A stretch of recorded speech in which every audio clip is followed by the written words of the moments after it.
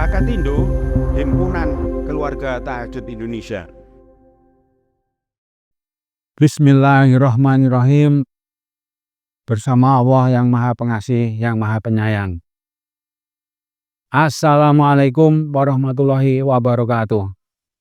Wahai saudaraku semuanya, alhamdulillah, puji syukur pada hari ini kita masih diberi kekuatan lahir dan batin untuk melanjutkan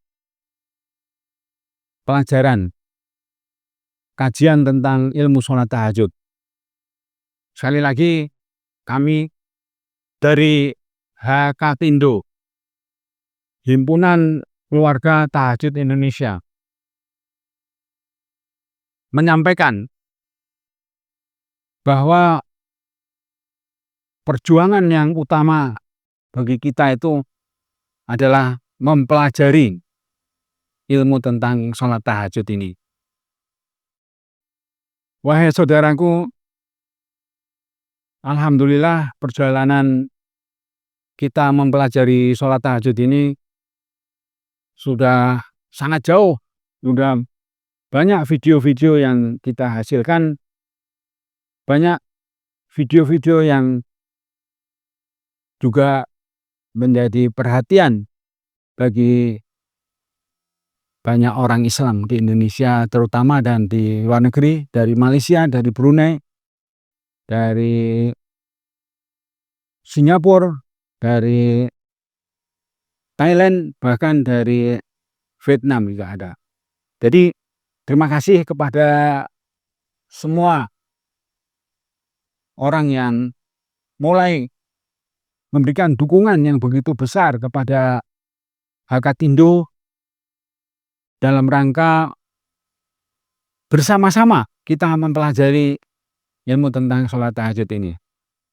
Ternyata ilmu tentang sholat tahajud ini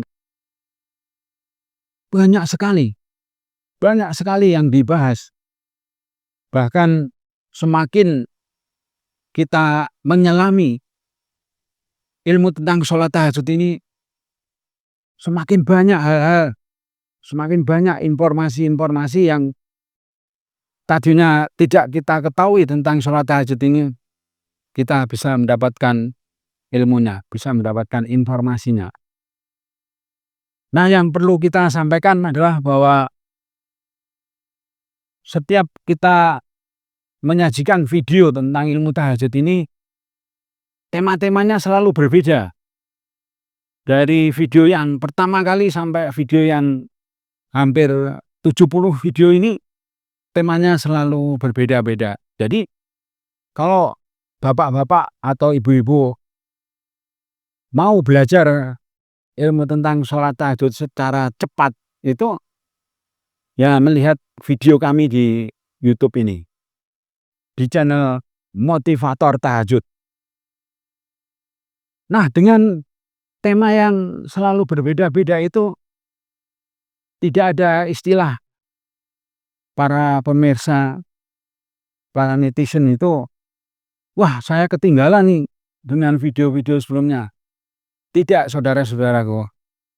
Jadi dari video manapun Bapak, Ibu, saudara-saudaraku itu memulai mempelajari ilmu tentang sholat tahajud ini, tidak ada istilah ketinggalan, tidak ada istilah terlewatkan.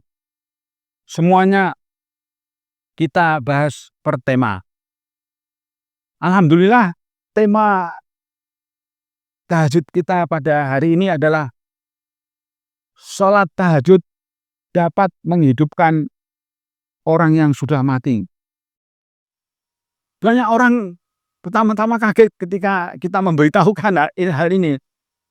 Tapi saudara-saudaraku semuanya, di dalam agama itu, agama Islam ya, sebuah kata bisa mempunyai makna lebih dari satu. Yang pertama, kata mati itu ya bisa bermakna sebagai mati yang sebenarnya, mati secara fisik. mati secara jasmani ya. Nah, kalau sudah mati secara jasmani, meninggal dunia ya, innalillahi wa inna ilaihi raji'un. Sudah orang tersebut rohnya sudah melanjutkan perjalanan yang sangat jauh meninggalkan bumi ini. Orang tersebut rohnya telah dijemput oleh malaikat dan dibawa pergi yang sangat jauh sekali yang kita tidak tahu.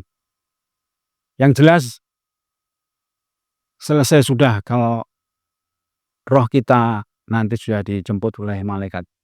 Nah, mati yang kedua mempunyai makna kiasan. Mempunyai makna kiasan yaitu makna perumpamaan.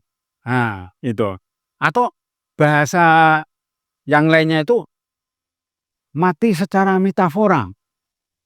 Jadi bukan mati secara jasmani atau secara fisik ya, tapi mati secara metafora. Nah, kajian kita pada hari ini, sholat tahajud dapat menghidupkan orang yang sudah mati. Nah, mari kita lihat penjelasan terperincinya. Pertama-tama, sebelum kita mendalami tema ini, kita akan lihat ayat Al-Quran tentang sholat tahajud yang sering dibahas oleh para ulama, yaitu surat Al-Muzammil, surat ke-73 ayat 1-4. Wahai orang yang berselimut, bangunlah di waktu malam hari untuk mengerjakan sholat tahajud. Kecuali sedikit itu maksudnya waktu di malam hari itu sedikit saja yang dipakai untuk tidur. Dan sebagian besar waktu di malam hari itu untuk mengerjakan sholat tahajud. Berapa menurut Al-Quran lamanya sholat tahajud minimal itu? Ternyata seperduanya separuh malam. Atau kurangnya dari seperdua itu sedikit. Kemudian atau lebih dari seperdua itu. Maksimal 2/3. 2/3 waktu malam itu adalah waktu maksimal untuk mengerjakan sholat tahajud. Dan bacalah Al-Quran itu dengan perlahan-lahan. Ini mempunyai makna bahwa ketika orang sedang mengerjakan sholat tahajud itu membaca, contohnya membaca surat Al-Fatihah itu dibacanya pelan-pelan, perlahan-lahan. Dan tidak perlu terlalu keras ya, karena kita sendirian sholat tahajudnya itu. Bismillahirrahmanirrahim. Alhamdulillahirrabbilalamin. Ar-Rahmanirrahim. Maliki yaumiddin. Iyyaka na'budu wa iyyaka nasta'in. Ihdinas siratal mustaqim. Siratal ladzina an'amta 'alaihim ghairil maghdubi 'alaihim waladdallin. Nah, seperti itu saudara-saudaraku semuanya. Surat Al-Fatihah ini sangat penting sekali bagi kita sebagai orang Islam ya, karena setiap kita mengerjakan sholat wajib membaca surat Al-Fatihah ini. Segala puji bagi Tuhan seluruh alam semesta ini, yang maha pengasih, yang maha penyayang, yang berkuasa di hari pembalasan. Hanya kepada Engkau kami taat. Hanya kepada Engkau kami memohon pertolongan. Pimpinlah kami supaya hidup dengan cara-cara yang benar. Cara-cara hidup yang benar itu adalah cara-cara hidupnya orang-orang yang diberi banyak kenikmatan oleh Allah. Bukan cara-cara hidup yang benar tadi itu, bukan cara-cara hidupnya orang-orang yang dihukum, disiksa oleh Allah. cara-cara hidup yang benar itu juga bukan cara-cara hidupnya orang-orang yang bodoh atau orang-orang yang tersesat. Luar biasa ajaran di dalam surat Al-Fatihah ini.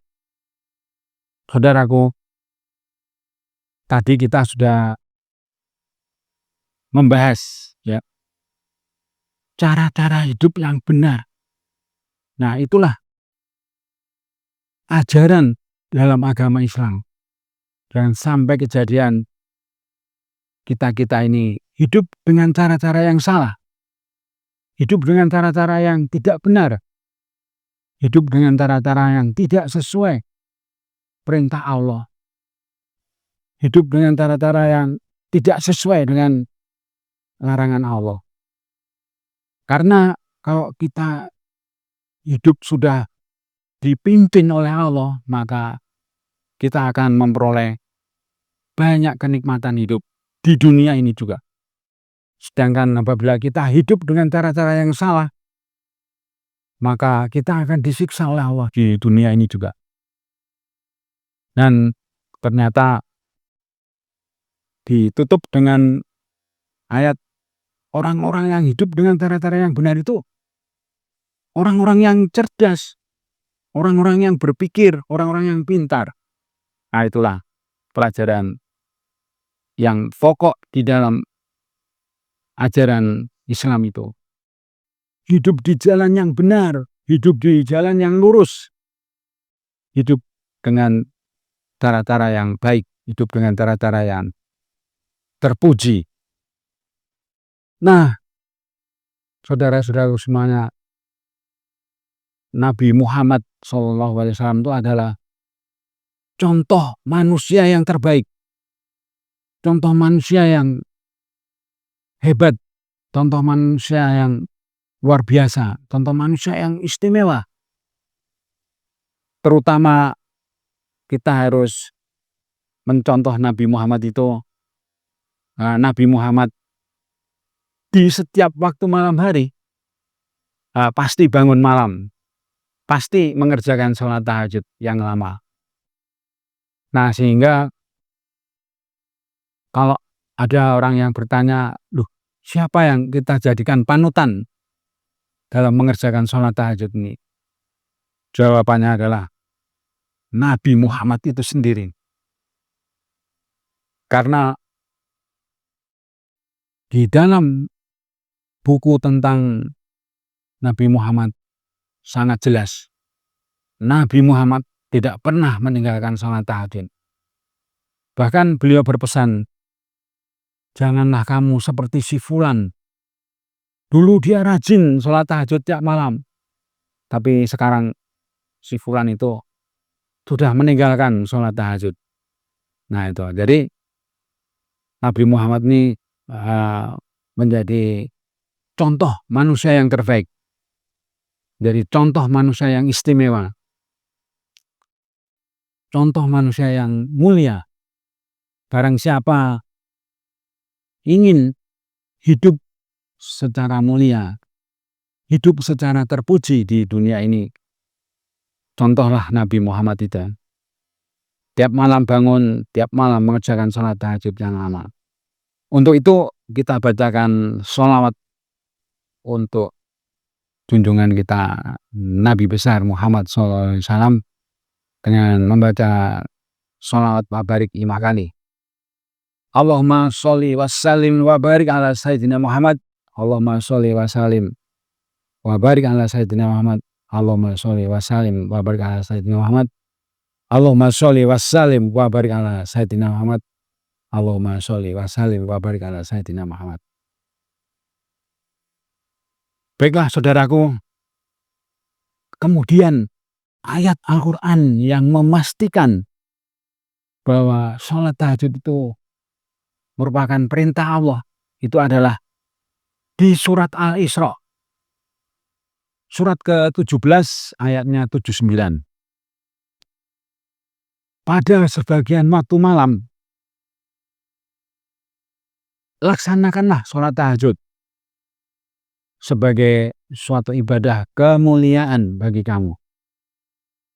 Pastilah Tuhan kamu akan mengangkat kamu kepada kedudukan yang terpuji, kedudukan yang mulia. Di dunia ini juga. Nah, ini yang paling penting. Jadi kalau ada di media-media sosial yang menjelaskan bahwa sholat tahajud itu undangan dari Allah kepada hamba-hambanya, ya bagus juga pendapat ini. Jadi pendapat ini juga memotivasi orang-orang untuk mengerjakan sholat tahajud. Nah, kemudian kita juga mengacu kepada Al-Quran bahwa sholat tahajud itu juga merupakan perintah Allah. Namanya perintah Allah itu hukumnya adalah wajib dikerjakan. Tidak boleh tawar-menawar lagi. Kan di Al-Fatihah kita sudah menyatakan, sudah berjanji kepada Allah. Hanya kepada Engkau kami taat ya Allah. Nah, Allah memberikan perintah. Bangunlah kamu di waktu malam hari dan kerjakanlah sholat tahajud. Maka Allah akan mengabulkan, akan menerima semua yang engkau minta. Akan mengabulkan apa saja yang manusia minta. Karena Allah, janjinya Allah itu pasti benar. Janjinya Allah itu pasti dikerjakan, pasti dilaksanakan. Nah, selanjutnya kita ke tema kita pada hari ini adalah sholat tahajud dapat menghidupkan orang yang mati. Beberapa sahabat saya kaget ketika saya menyampaikan tema pelajaran tahajud pada hari ini. Wah, masa katanya? Maksudnya orang yang sudah mati dibacakan doa dalam sholat tahajud hidup lagi gitu? Oh ya, bukan begitu. Nah, jadi pengertian mati itu ada mati secara fisik atau mati secara jasmani. Nah, ini yang disebut meninggal dunia ya. Nah, orang yang secara jasmani sudah meninggal dunia, maka roh orang tersebut sudah dicabut oleh malaikat. Bahasa halusnya itu, roh orang tersebut sudah dijemput oleh malaikat untuk dibawa ke tempat yang sangat jauh sekali. Bahkan di dalam surat Yasin itu ada ayat yang menjelaskan, memberikan informasi bahwa orang yang sudah meninggal dunia itu rohnya tidak kembali lagi ke dunia.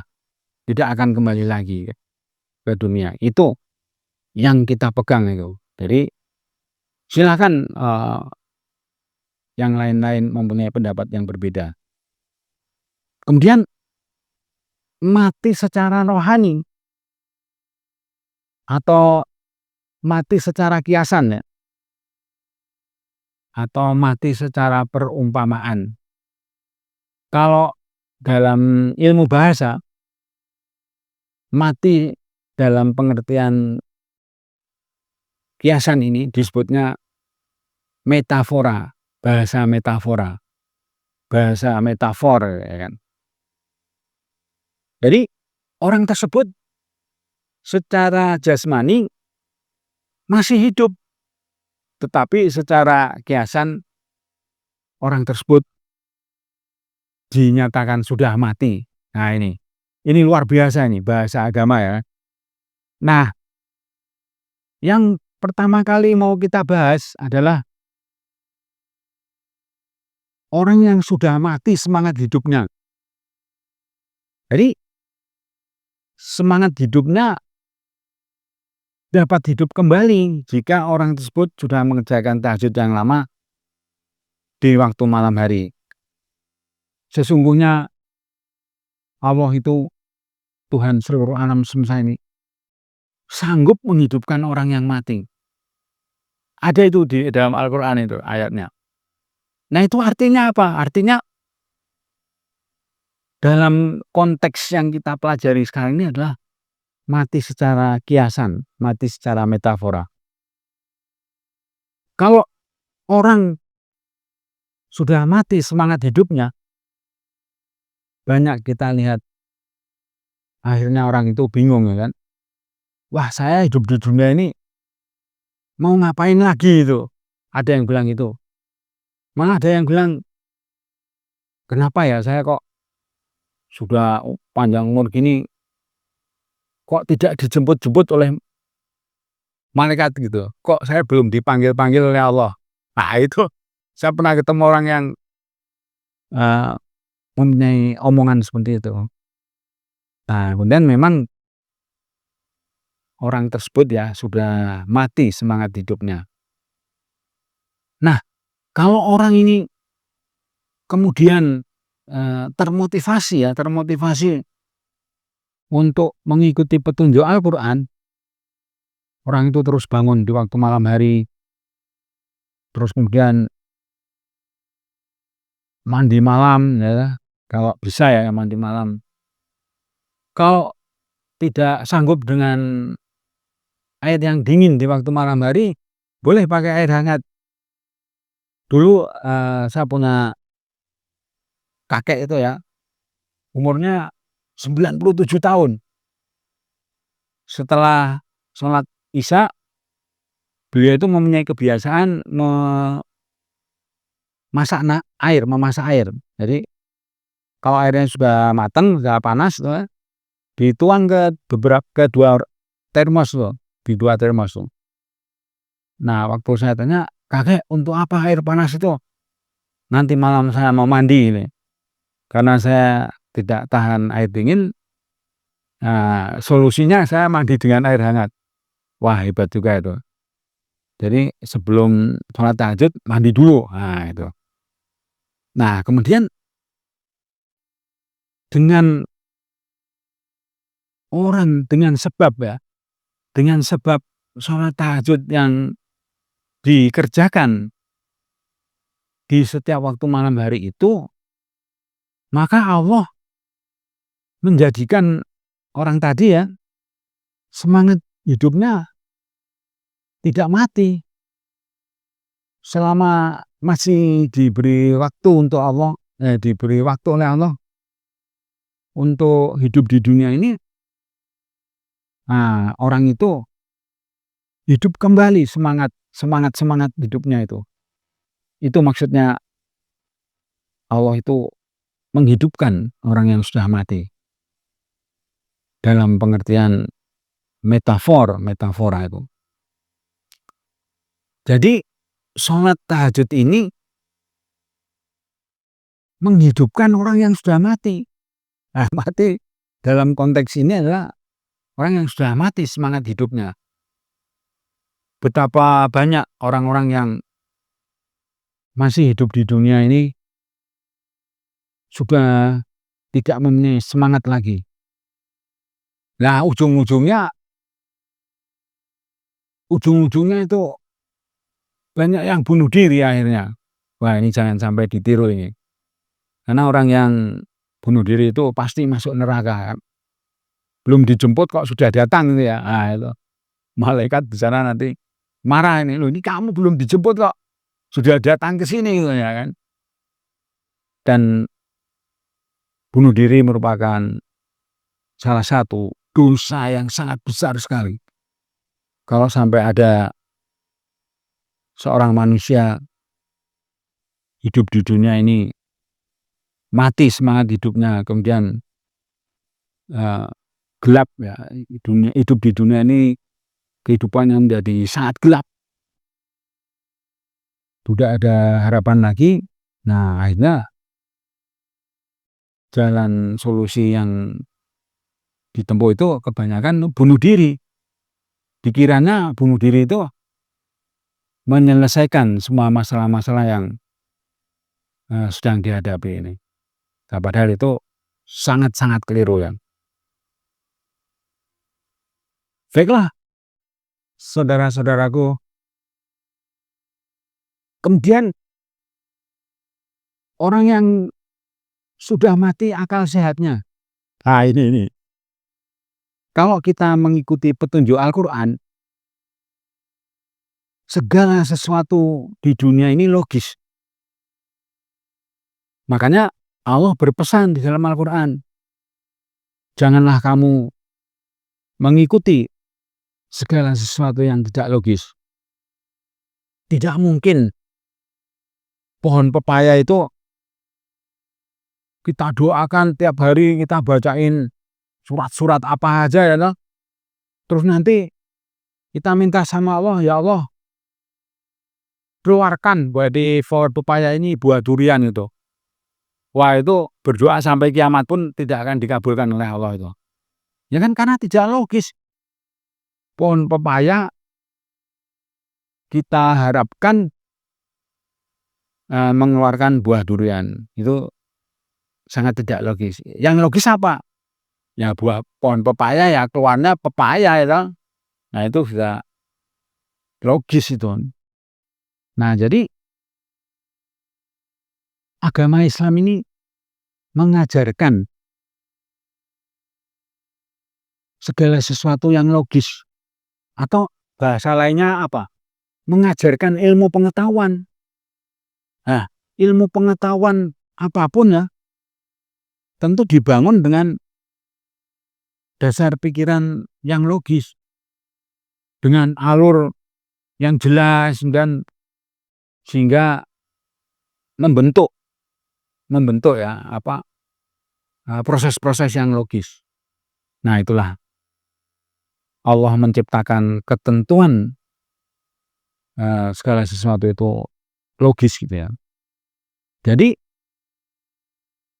kalau orang setiap waktu malam hari bangun dan setiap waktu malam hari itu kemudian mengerjakan sholat tahajud yang lama, kemudian memohon segala sesuatu di dalam sholatnya itu. Nah, jadi kalau kita sholat itu kan doa ya, doa yang terbaik. Jadi semua doa yang terbaik itu sudah ada di dalam sholat. Nah, sehingga kalau ada orang sudah selalu bangun malam, orang itu selalu mengerjakan sholat tahajud yang lama, maka Allah akan menjadikan orang tersebut tuh hidup akal sehatnya. Ya kan? Kalau orang sudah hidup akal sehatnya, pasti tidak mudah ditipu oleh orang-orang lain yang menciptakan sesuatu yang tidak logis itu. Misalnya gini, ada orang bujukin kita,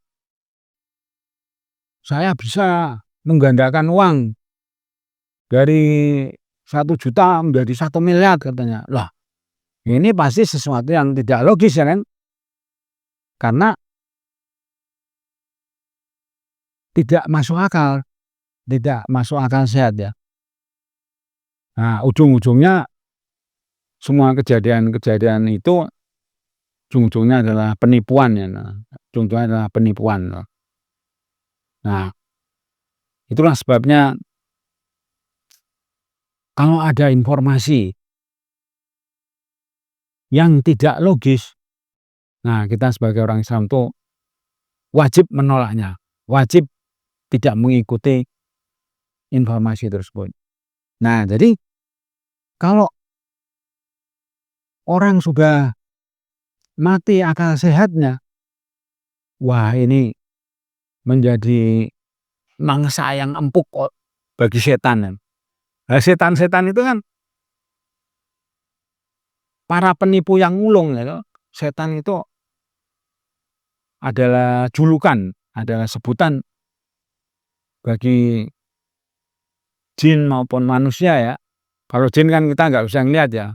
Tiba-tiba kita mendengar bujukan atau mendengar informasi atau mendengar suara apa nih. Nah, itu selama tidak logis pasti bukan dari Allah. Nah, itu yang mati dalam pengertian akal sehatnya. Orang yang sudah mati akal sehatnya, kalau Allah menghendaki akan dihidupkan orang itu. Jadi orang itu hidup akal sehatnya. Orang itu kemudian berpikir dengan baik, berpikir dengan logis. Nah itu. Baiklah saudara-saudaraku semuanya, kita lanjutkan tentang orang yang mati ini ya. Nah, tentang orang yang mati ini. Berikutnya adalah orang yang sudah mati cita-cita hidupnya. Betapa banyak orang yang hidup di dunia ini asal hidup gitu. Asal makan, asal minum, asal bersenang-senang gitu. Jadi cita-cita hidupnya yang benar itu, cita-cita hidupnya yang tinggi itu sudah tidak ada. Ya kan? Padahal selama kita masih diberi waktu, masih diberi kekuatan, masih diberi ilmu, masih diberi kesempatan, itu kita harus selalu mempunyai cita-cita yang tinggi. Nah, kalau menurut bahasa Al-Quran, cita-cita kita itu yang tertinggi itu mencapai kedudukan yang mulia, mencapai kedudukan yang terpuji. Atau bahasa lainnya itu, kita menjadi orang yang mulia, kita menjadi orang yang terpuji, baik lahir maupun batin. Nah, kemudian bagaimana ini orang yang sudah tidak mempunyai cita-cita hidup di dunia ini? Nah, ini satu kasus ya. Ketika kita bertemu dengan orang-orang yang sudah tua-tua itu, ketika kita bertanya ya, maaf Bapak, maaf Ibu, apa cita-cita yang masih harus diperjuangkan? Apa cita-cita besar yang Bapak Ibu perjuangkan di dunia ini? Mereka menjawab, pada umumnya mereka menjawab, kami sudah tidak punya cita-cita hidup apa-apa lagi. Kami hanya ingin tidak berlama-lama lagi hidup di dunia ini. Nah, ini sebetulnya sangat disayangkan ya. Karena hidup di dunia ini merupakan anugerah yang tertinggi bagi makhluk-makhluk Allah yang lain-lainnya. Kita dihidupkan oleh Allah sebagai manusia, sebagai makhluk yang paling mulia di antara makhluk-makhluk Allah yang lainnya. Sebagai makhluk yang bisa mencapai derajat tertinggi, mencapai kedudukan yang tinggi. Nah, tapi jika kita sudah mati, cita-cita hidup kita itu artinya sudah tidak ada lagi yang harus kita perjuangkan.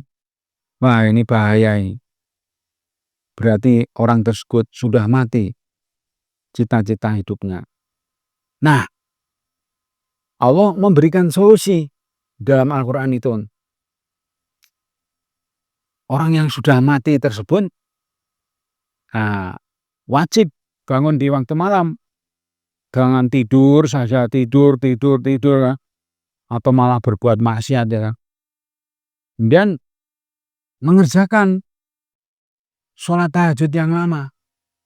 Maka Allah pasti akan menjadikan orang tersebut mempunyai cita-cita hidup yang tinggi, mempunyai cita-cita hidup yang masih harus diperjuangkan, mempunyai cita-cita hidup yang tinggi, mempunyai cita-cita hidup yang mulia. Nah, jadi jangan sampai kita hidup di dunia ini mati cita-cita hidupnya, terus kemudian asal hidup gitu, asal masih bernapas gitu. Manusia sebagai makhluk yang sempurna. Manusia sebagai makhluk yang sempurna itu diberi kekuasaan oleh Allah, diberi kemampuan oleh Allah untuk mencapai suatu perjuangan, mencapai suatu cita-cita yang tinggi. Nah, itulah orang yang mati. Makanya Allah mengatakan, bangunlah kamu, sholat tahajud ya.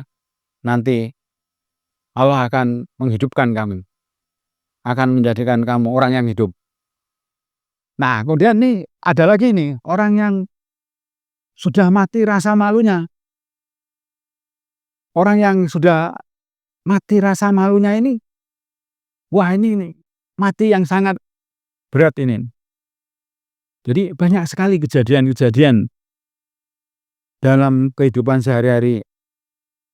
Orang-orang tidak malu lagi melakukan perbuatan yang tercela, perbuatan yang hina, perbuatan yang kotor, dan lain-lain contohnya yang masih banyak lagi. Nah itu banyak yang bisa kita catat lah, bisa kita lihat. Makanya orang yang sudah malam-malam sholat tahajud itu akan dijadikan orang yang sebaik-baiknya oleh Allah. Orang-orang yang hidup rasa malunya. Jadi kalau mau melakukan perbuatan yang tercela itu, wah nggak mau saya. Wah saya tidak mau gitu. Nah itulah. Kemudian ini yang berikutnya ya, mati yang berikutnya lagi itu, orang yang sudah mati rasa takutnya kepada Allah, Tuhan seluruh alam semesta. Maksudnya apa? Perintah Allah ditinggalkan, larangan-larangan Allah malah dikerjakan. Nah, kesimpulannya apa? Tidak takut kepada hari pembalasan. Makanya Nabi Muhammad berpesan, malaikat Jibril itu berpesan kepada Nabi Muhammad. Manusia silahkan berbuat apa saja, berbuat semaunya sendiri, tetapi ingat, ada hari pembalasan. Semua perbuatan manusia yang sudah dikerjakan itu akan diberi balasan oleh Allah. Kecuali kesalahan-kesalahan tadi itu dihapus oleh Allah atau diampuni oleh Allah. Nah itu tidak akan dihukum tuh. Nah ini kita masih beberapa ini. Kemudian orang yang sudah mati berikutnya itu orang yang sudah mati penglihatannya. Nah ini dalam bahasa Al-Quran disebut orang yang buta. Padahal matanya melihat, fisik matanya melihat, tapi dinyatakan atau mereka itu orang-orang yang buta. Orang-orang yang sudah mati penglihatannya. Nah itu orang yang harus tahajud itu berarti kalau buta matanya itu ya. Kemudian orang yang sudah mati pendengarannya. Nah, bahasa Al-Qur'annya apa? Orang yang tuli. Tidak pernah mendengar pengajian, tidak pernah mendengarkan kajian ilmu-ilmu agama Islam. Itu sudah mati pendengarannya. Nah, kemudian orang yang sudah mati kemampuan bicaranya. Nah, ini orang bisu ini. Jadi orang bisu itu bukan secara fisik. Orang yang tidak paham ilmu agama Islam itu coba kita suruh, coba terangkan sholat tahajud itu ilmunya gimana. Nah pasti dia nggak bisa jawab, betul kan? Karena tidak menguasainya. Nah kemudian yang terakhir ini, orang yang sudah mati kemampuan berpikirnya. Nah bahasa Al-Qur'annya itu orang yang sudah tidak bisa berpikir lagi. Atau orang yang sudah tidak mau berpikir lagi. Wah untuk apa mikir susah-susah katanya. Jadi di masyarakat kan sering begitu. Untuk apalah mikir rumit-rumit gitu ya kan. Padahal manusia itu disuruh oleh Allah selalu berpikir. Selalu berpikir. Nah jadi demikian kajian pada hari ini, yaitu sholat tahajud dapat menghidupkan orang yang sudah mati. Semoga Bapak-bapak, ibu-ibu, dan saudara-saudaraku semuanya, dimanapun Anda berada, bisa menangkap intisari dari, bisa menangkap kesimpulan dari kajian kita tentang sholat tahajud pada hari ini. Jadi kesimpulannya, orang-orang yang akan dihidupkan oleh Allah itu orang-orang yang mati rohaninya, orang-orang yang mati secara metafora.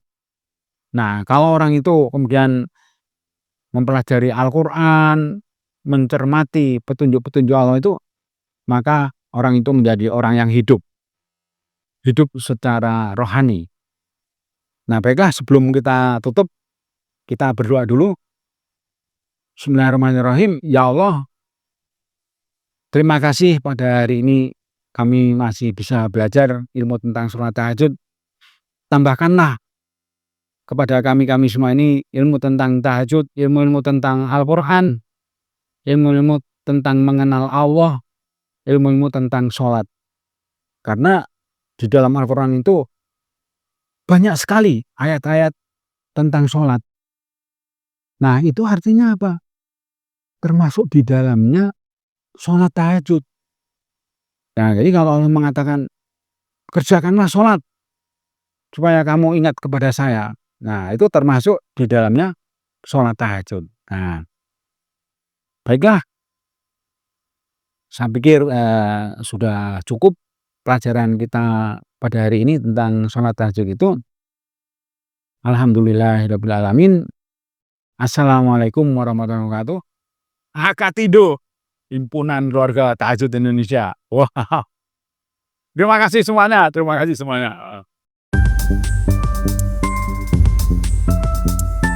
Hakatindo, Himpunan Keluarga Tahajud Indonesia.